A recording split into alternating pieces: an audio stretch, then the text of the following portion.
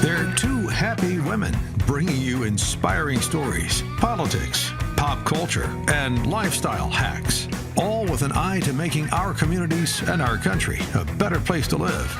It's the Happy Women Podcast with your hosts, Jen Horn and Katie Gorka. Does the fashion industry have it out for conservative women? Well, I'll tell you what, conservative women are pushing back. Welcome to the Happy Women Podcast. I'm Jennifer Horn. And I'm Katie Gorka. And our guest today is Elle Purnell. She is the elections editor at the Federalist. They do a great job. You can give her a follow at _Elle Purnell. And Elle, thanks for being a woman with us today. It's great to be here. All right. So there is a lot to talk about. We want to hear about your story. We want to hear about what you think about this election, but we got to talk about the fashion because the Happy Women last week were very excited by looking at the fashion from the inauguration and what has totally, as someone who loves, as a conservative woman who loves fashion magazines, and I love watching beautiful dresses and makeup and beauty, the industry has totally snubbed Melania Trump, who I think is arguably one of our most, if not the most beautiful first lady in history. She is elegant, she's graceful, she's gorgeous, a former model. But it seems like they totally shut her out during the first 4 years of the Trump presidency. But she got Oscar de la Renta to, well, not her. She had her private designers. But we had Oscar de la Renta designing for Ivanka Trump, for Usha Vance. Elle, do you think that we're going to see a turnaround here? Do you think fashion may find conservative women after all this time? I don't think it's a question of fashion finding conservative women. I think it's been there the whole time. So we knew after the first Trump inauguration that Melania was going to have a very high bar to meet because everyone loved her Ralph Lauren outfit, the baby blue, the Jackie Kennedy. Gorgeous. In 2017. So there was lots of hype, looking forward to this one. And when she first stepped out, I was kind of disappointed in how simple the coat was. But the hat completely made up for it. And after seeing closer up, and watching throughout the day, I was sold. It was the perfect outfit. So what was so interesting about it, it set a completely different tone than what she wore the first time. And I think that was intentional. I think the hat was brilliant. Melania is a very private person. She is not someone who wants to be defined by the corporate media or really by anyone. And so the idea of having this hat that kind of blocked access to her, made her mysterious, made her imposing. I think that was the design, and I think she killed it. I think there's also something to be said for the fact that I felt that the baby blue of 2017 represented, there was a kind of innocence on their part coming into the White House. They had no idea what was ahead of them. And I think that her change in fashion choices this time around marked I think almost like a determination to say, we are going to fight back. We are not putting up with it this time. We are no longer the innocents that we were in 2017. And I have to say, in addition to all the outfits that she wore that were really prominently featured, I also loved what she wore at the Tomb of the Unknown Soldier. Did you happen to notice that one? That was the Dior coat, right? Yeah. The black coat, the black Louboutin boots with just that little bit of red in the sole and the black leather gloves. It was so just powerful and beautiful. So I'm curious, do you think that the fashion industry is turning around? Do you think that this administration, do you think Usha and Melania and whoever else is in the circle is going to get better treatment? I think Oscar de la Renta's treatment of, like you said, Usha Vance and Ivanka Trump is a sign that it is. Even Dior dressing Melania Trump at the Tomb of the Unknown Soldier and not being apologetic about that. So I think the brilliance of what the clothing of the women at the inauguration said, as all the corporate news pointed out and all the fashion writers pointed out, it was very historical. It was a throwback to, I think they described Mrs. Vance's pink coat as 1960s inspired. I loved it. And all the ball gowns at the inauguration ball were very, Ivanka's was literally a historical throwback to an Audrey Hepburn movie. And so it was this appreciation of all of these great cultural moments in the American history and America's cultural and fashion heritage. And I think most of America thought that was great. But the media was treating it as if that was a bad thing. I think it was the Washington Post that talked about it as, they said the scene at the inauguration seemed, instead of being a golden age, seemed like it could have been in the 1980s at Reagan's second inauguration.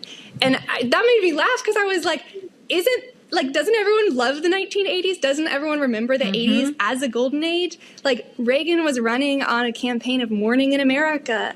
And so I think the Washington Post was right that it was kind of like this throwback to a very similar inauguration. But I don't know, I think the irony of that statement was lost on the writer.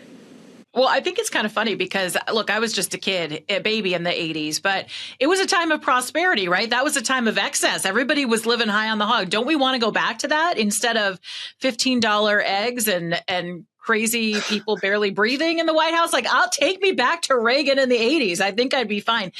I also think it's really interesting. And we laugh as women because I think our style changes maybe when our relationships change, or maybe if we're single, we look a certain way, we dress a certain way.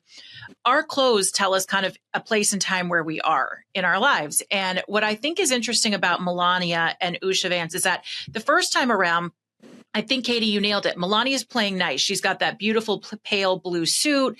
She stunning. One of my favorite outfits of all time. It was gorgeous. Now you have her kind of hardened up a little bit. And I'm going to tell you, this is a whole new Melania. I have a theory about this.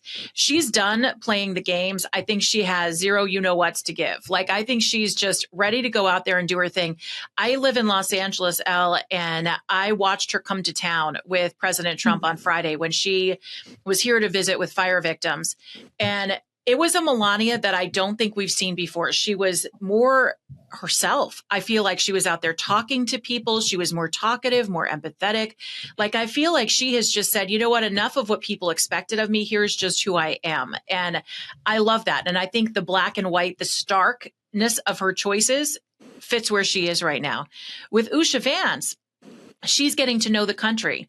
And I think the country fell in love with Usha and JD Vance on inauguration night, looking at how they looked at each other. She was very soft and soft colors, sparkly outfits. That ball gown was gorgeous that she wore, that pink jacket you talk about. And I think she's in a different stage of her career. She's introducing herself. She's giving us that softness, kind of the doesn't want to be too intimidating, so that people understand who she and JD Vance are, since they have ambitions in 4 years, probably, to become the next president and first lady. Do you think there's something to that? I mean, this idea of kind of dressing for the place in your life where you are exactly. I think both of them did that really well. Yeah, I think that distinction you picked up on is exactly right. You did see kind of Usha Vance was playing nice with what she wore, that's tough as the second lady. Like, you don't want to upstage the first lady. You have to fill a different role. And you obviously have to coordinate what you wear with what she's wearing so that you don't upstage her.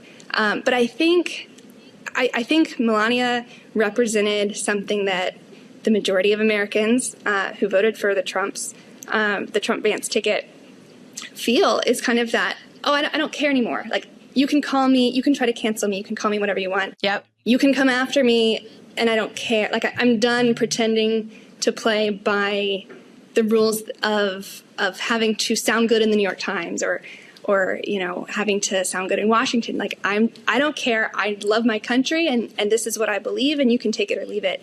And I think that's something that JD and Usha Vance are very much on the same page with. But yeah, absolutely. I think that is exactly the message that Melania Trump conveyed, and I think that's a message that a lot of Americans feel. Yeah. I think that's such a good point. And I love there was a whole sort of thing going on around JD Vance's response on a CBS interview where he's I don't really care, Margaret. Yeah, exactly. Exactly. That was such a good moment. And I think you're seeing that from all of them. I think you're seeing that from all of the leadership in the Trump administration. It is totally a new day.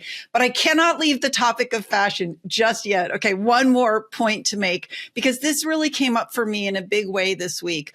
A good friend of mine put a post on social media where she showed a picture of a local Fairfax County math teacher in a gray t-shirt and blue jeans talking to 3 male high school students wearing pajama bottoms and t-shirts. And her post said, "Thank goodness for Catholic schools, which require uniforms."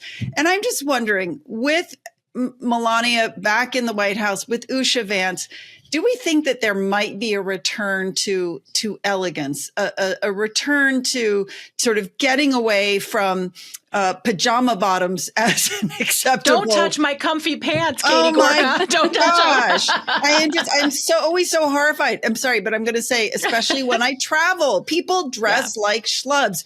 What do you think? I mean, okay, because you're a totally different generation from both of us. Do you think there might be a turnaround? Do you think we might see a return to elegance? Okay, so I work from home, so I definitely work in my sweatpants sometimes. But seriously, I do think there's something to have elegance and like a culture that celebrates. That has standards. You kind of have to have this other side of the coin of shame, and not a displaced shame, but an appropriate kind of shame. Like there are some things that are shameful that you should be ashamed of if you do. Maybe wearing sweatpants to the office would be one of those things. And so what the Biden administration and the larger liberal culture over the past 4 years has tried to do is take away that shame. You had men who dressed like women parading around the White House at the invitation of the president. You had this celebration of, shout your abortion, all these things that are shameful, that should be shamed, that were celebrated and we were told are not shameful, but instead should be celebrated. And that's, obviously a bigger thing than just fashion. But I think it's the same point in that when you bring back a healthy dose of shame for shameful things, that does produce a propriety and an elegance and a professionalism that you lose when you take away that element of shame for things that deserve shame. I have to tell you, you always think when you're young that you're never going to turn into your mother or your grandmother, right? And it happens, I'm just going to say, because I actually just went to a high school not so long ago and a middle school, and watching what these kids look like, I mean, it is different than when I was there. Like kids would you'd want to dress up when you went to school. You wanted to look good, not dress up like fancy, but you'd want your hair brushed. You'd want to look clean. Maybe women would throw some nail polish or some lipstick on, and I didn't go to school that long ago. Granted, it was Catholic school. We had uniforms, but everybody tried to look like they showered. I don't think that's the case anymore for kids. I wanted to go through with a scrub brush and a bar of soap. I don't know why. And I'm sure that's not the case. I'm sure it's just the style, that grungy style, but man, oh man. I mean, Elle, you're gorgeous and you're younger than we are. So tell me that there is hope that they're going to grow out of the grungy, grimy stage. Cause I do not like this for the trend. You can't see anybody's everything's baggy. It's just everything. I don't know. It's just a lot. It's a lot to take in. I don't think I'm the best spokesperson for the young grungy movement. I was the kid that in high school, our uniforms were t-shirts, matching t-shirts. And I wanted to wear a polo because I thought the t-shirts were not preppy enough. I love that. I don't know if I'm the right spokesperson for that. Okay, one more question on fashion, and then we'll move on to some more politics. But this is sort of political. Dr. Jill, we always remember she's a doctor. Dr. Jill's been on the cover of Vogue a few times. Beautiful Melania Trump, not on the cover as First Lady. She'd been on the cover of many magazines before that. Do we see a shift? Do we think she makes it? And this is just simply a crystal ball question in the next 4 years, because there has been there's been a normalization of Trump, if that can even be the phrase. But there's, everybody seems much more accepting this time around. So do you think Melania makes it to the cover? And if she gets asked, does she say yes? Oh, I think it would be so great if they asked her and she said no. I don't Me know if too. that's a prediction, but that's what I hope for. But because I think that's it. I think, yeah, it's lame that Vogue is so openly political, as is the rest of the corporate media. But our superpower is not caring. Melania's superpower is not caring. So yeah, I'll make that my prediction just because, wishful thinking. I hope that's what happens. That's what I want to see too. The invitation and then no thank you. She's busy. Although I have to say, Anna Wintour, the editor of Vogue, has been very open about her just utter snobbish, elitist disdain for President Trump and Melania. So I say, let Vogue die. That's what I say. Seriously, it's already, I think, becoming so irrelevant. And I say, let it die. It's a slow, painful death. Okay. On that happy note, I want to turn to... She wishes death and destruction. On Vogue, only on Vogue. No, only Vogue. Okay. So I want to turn to, you wrote about one of my just favorite subjects, which is Russiagate. And I think this is one of those things that we are going to hear a lot more about this. And I just, I have to preface this by saying it's so interesting to see all the things that are starting to happen as far as information coming out, investigations being initiated. Okay. And don't forget, ladies, we are only on day 7, day 8 of the new administration. It's just incredible. But I thought it was amazing this morning. John Ratcliffe, the new director of the CIA, came out and said that the CIA actually had an assessment that COVID came out of a lab, and they didn't release it under the Biden administration. I think that's incredible. All right. But I really want to talk about Russiagate because, Elle, you had a great article in the Federalist on the New York Times trashing Kash Patel for all the incredible work he did on Russiagate. So walk us through this story, because this is a great story. Okay, so most people probably know what we mean by Russiagate, but just to go way backwards. So during the 2016 presidential campaign between Hillary Clinton and Donald Trump, the Hillary Clinton campaign commissioned opposition research that we now know as the Steele dossier. And what this was an incredible report that alleged all of these crazy things that Donald Trump had supposedly done in Moscow. And the essence of the dossier was that Donald Trump is colluding with Russia to steal the 2016 election.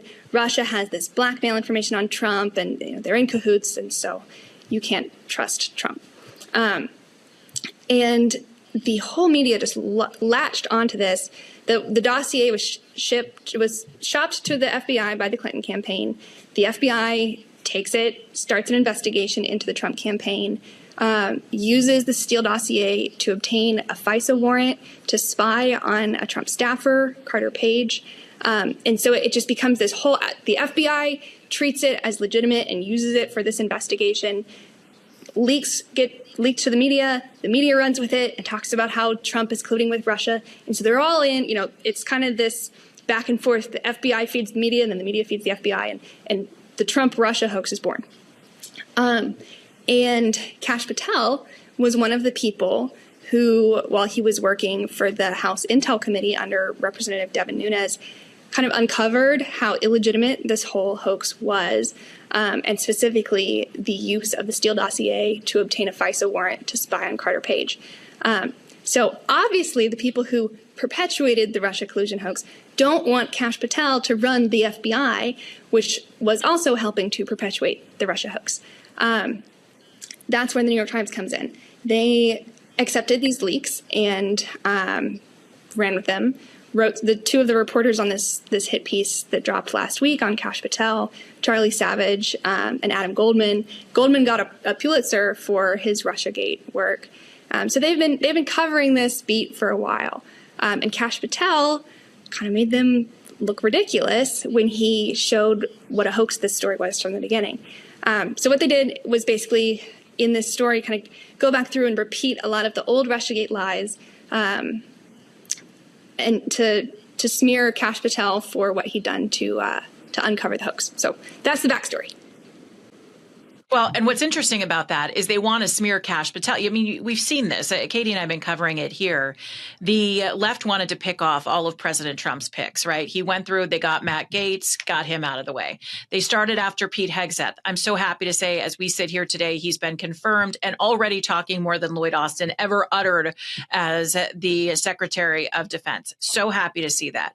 So next on the list, they're going to go after Kash Patel, Tulsi Gabbard. They'll go after RFK Jr., what are deemed the more controversial picks. And we're falling for it again. They give a leak to the New York Times. The New York Times then writes a hit piece to get people to turn on Kash Patel or have some sort of opinion about Kash Patel or put the pressure on the Senate so that they don't confirm him. I guess my question for you as a journalist is, do people wake up about this? Because these leaks come from the so-called swamp, from the people who have no names that we don't actually ever get to see, who were never elected or appointed to anything. They give these tips, and truly take the way or shape the way at least half the country feels about issues or human beings. This is what we're seeing them do now to take down Kash Patel because they're so afraid of him. Does this change during the Trump administration? Are people going to wise up to this ridiculous circle of deceit? That's a good way to put it, don't you think? So I think it has changed. I think back in 2016, 2017, a lot of people bought the Russia collusion hoax. There were very few people who were speaking out against it when it first happened. And then now when you see like all the smears that were thrown against Pete Hegseth, for example, everyone was kind of like, yeah, we don't trust you guys because you're the same people who did this to Brett Kavanaugh and pretty much everybody else who's ever been a conservative. So I think it already has changed. Unfortunately, I think the only remaining Republicans who care what the corporate media say are all sitting in Congress, which is unfortunate because they're the ones in the Senate that have to confirm, Trump's nominees. But yeah, I think that's been a huge cultural shift. I think the story of this election was really the decline of what people used to call the mainstream media, who are no longer really representing the mainstream at all. You had the advent of like Joe Rogan being one of the most important media figures in the 2024 election. That wasn't on anybody's bingo card. So yeah, I think people really have stopped caring what the media say. For some reason, it's a lot harder for some Republican politicians to do that. So I think this is going to continue to be a really big story because one of the things that came out, and this was one of our guests a couple weeks ago, there was a guy named Adam Levinger who I met in the first Trump administration very early on at the NSC. He was brought over from the Department of Defense. And he was one of the people that was very quickly taken down by the deep state.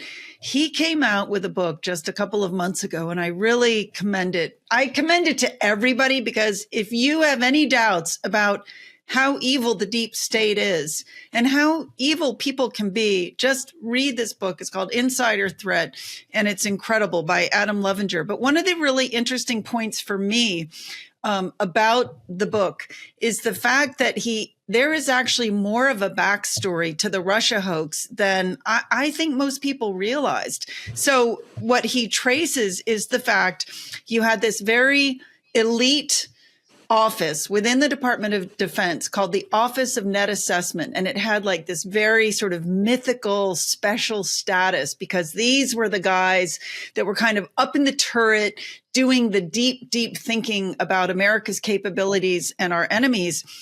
And under the Obama administration, they kind of really cut it off at the knees. And they brought in a guy named Andrew May. He became the research director for the Office of Net Assessment. And here's what's incredible.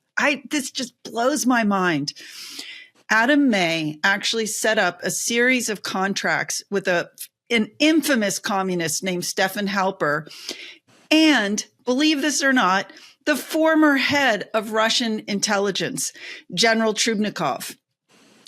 Our Department of Defense actually paid over $1 million for a series of reports over a number of years to these two people who then with their reports, right, ended up shaping U.S. policy.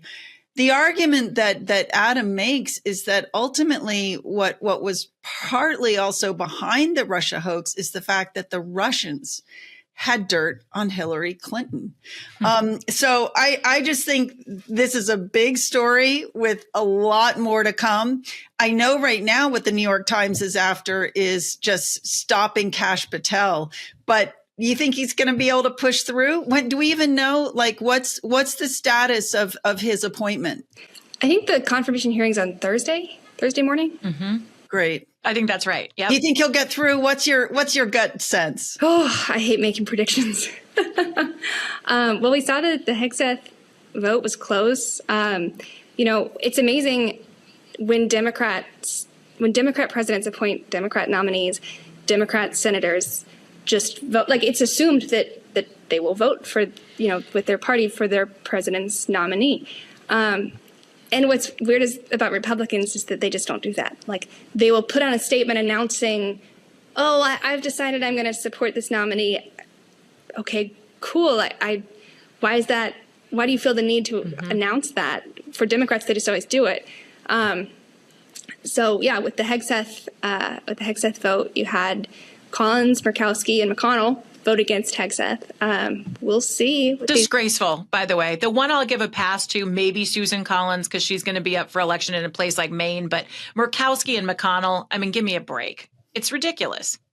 Yeah. So I don't expect the other nominations to be very different, but we'll see. Yeah. It's going to be a busy week. We've got RFK Jr., Tulsi Gabbard, and Kash Patel this week.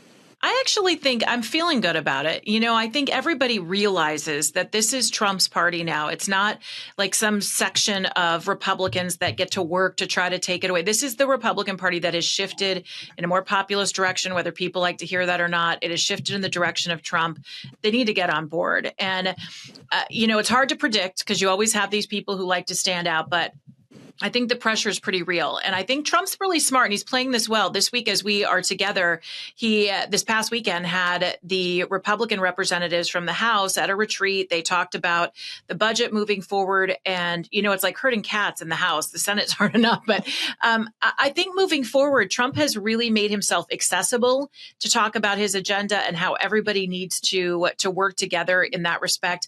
I know we're going to see defections, but do you ultimately think that the speed of Trump that we've seen in the last week will continue for the next 4 years, helped along by the bulk of the Republican Party, Elle? Yeah, I think he's so much more powerful than he was in 2017. Like he knows what's going on. He knows how this works. He's been here before. So you're obviously going to have the expertise and experience that comes with it being his second term.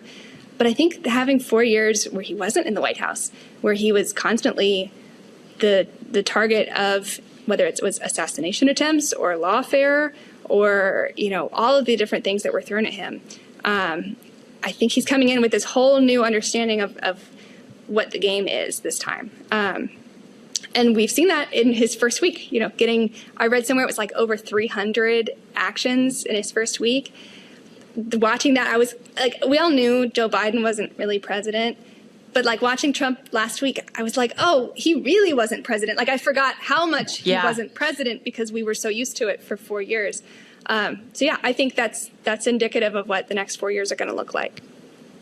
I think the other thing that's been incredible about this first week is not just the pace of the executive orders and actions, but seeing him actually go out and talk to Americans. It was so moving to see him in North Carolina and then to see him in Los Angeles berating Mayor Karen Bass, which is what we've all been wanting to do this entire time. And there he is doing it. And that whole speech he made about is just let these people go into their houses, give them a dumpster, and in 24 hours, they're going to have their lot cleared rather than the 7 months it would take, you know, for the city to take care of it. I mean, he's such a powerful voice. Okay, but let me ask you this. So you've done a lot of work on the various efforts in his first administration to hang him up, to take him down. Is there anything particularly on your radar screen this time around? Do you think this is going to be clear sailing, or what do you sort of most anticipate are the obstacles that the other side will throw up? Oh gosh, y'all keep asking me prognosticating questions. I mean, I think the last couple of years the last 8 years, discovering what we have about Russiagate, and various other attempts to undermine his first presidency, and then all of the attempts to keep him from having a second one. I think that's really opened a lot of people's eyes, including Trump's, to what people are willing to do to keep him out of power. I think this week, the resistance, as they call themselves, have been kind of caught off guard. Like, he's moving so fast, they can't keep up and they don't really know what to do about it. I think there's also a fatigue among the anti-Trump members of the country of kind of like, they've been told that this guy is literally Hitler for like 9 years and he's still not being literal Hitler. And so I think there's just like, you didn't see protests in the streets really when he was reelected and when he took office, because everyone's just kind of tired of making Trump out to be the supervillain and then that not being the case. So I do think he's broken a lot of the spirit of that resistance. I'm sure there will be attempts to undermine him, whether that's from inside, outside, or both. over the course of his second term. But right now, I think he's got the upper hand. He's got the momentum. I'm going to tell you, watching in Los Angeles in a place that does not like Trump or used to not like Trump, you go to the Palisades and you talk to that neighborhood, and the approval rating for Trump is 3 times higher than it is for Karen Bass right now. He connects with people. And I think you're right. They can only vilify you for so long. And then people go, wait a second, he's not as bad as you say. And the tide starts to turn. So we'll see. And Elle, we would love to have you back again. You're awesome. Elle Purnell is the elections editor for the Federalist. You can check them out. You should every day for your news at thefederalist.com, and give her a follow _Elle Purnell on X and social media, all the platforms out there. Thank you, Elle, so much for being here. And don't forget to pick up Katie's book. It's available right now. It's called Next Gen Marxism. You can connect with her at katiegorka.org. You can search for her on Facebook as well. Just search for Catherine Gorka, or on X at Gorka Katie. You can find me on social media at Jennifer Horn Radio on Instagram and Facebook, and at Jennifer Horn on Truth and X. And we so appreciate the 5-star reviews. Please keep them coming. Please keep the comments coming, and share Happy Women with your friends. You can connect with us on all of the platforms, video and audio, at SalemPodcastNetwork.com. Thanks for joining us. It's another episode of the Happy Women Podcast.